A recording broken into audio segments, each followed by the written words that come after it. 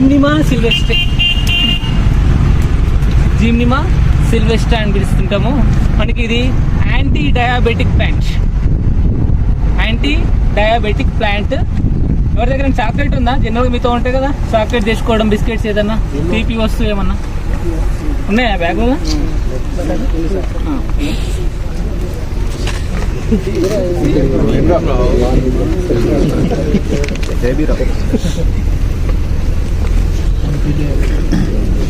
ఇది ఏంటంటే anti diabetic గా పనిచేస్తుంది. ఎలా పనిచేస్తుంది అంటే మనకి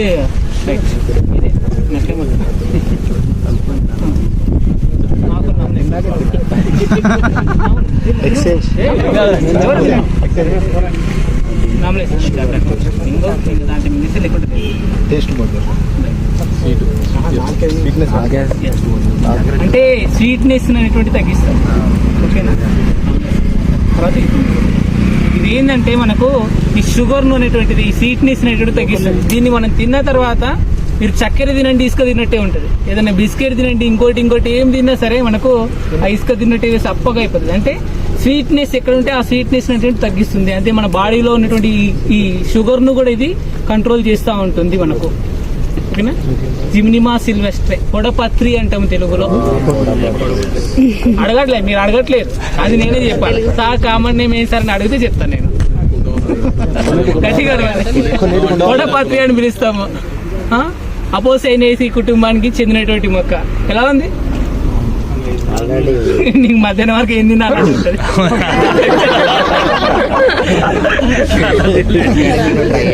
ఓకేనా? రైట్. ప్లస్ కొంతమందికి తిన్నప్పుడు పడకపోవచ్చు, వామిటింగ్ వస్తాయి.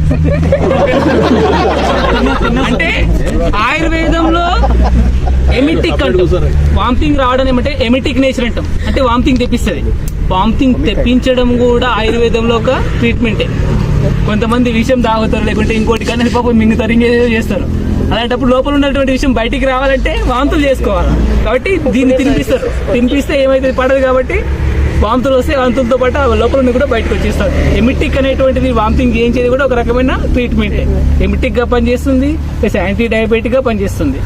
ప్లస్ మీరు ఈ ఆకుల్ని కొంచెం కలెక్ట్ చేసేసుకొని డైలీగా మన షుగర్ పేషెంట్స్ ఇంట్లో ఎవరైనా ఉంటే వాళ్ళ మీద మీరు సెల్ఫ్గా ప్రయోగం చేసి చూడండి. డైలీ ఎర్లీ మార్నింగ్ ఫ్రెష్ లీవ్స్ను కానీ, బాయిల్డ్ లీవ్స్ని కానీ, లేదంటే డ్రైగా డ్రై చేసినటువంటి లీవ్స్ని రోజు ఒక పొడి బాయిల్ చేసుకుని తాగడం కానీ మీరు కరెక్ట్ ఒక 1 or 2 months ట్రై చేసి చూడండి. డెఫినెట్గా వాళ్ళ షుగర్ లెవెల్స్ అని పక్కా స్టార్టింగ్ దీన్ని వాడకంటే ముందు నుంచి అబ్జర్వ్ చేసి తర్వాత చూడండి పక్కా తగ్గుతుంది.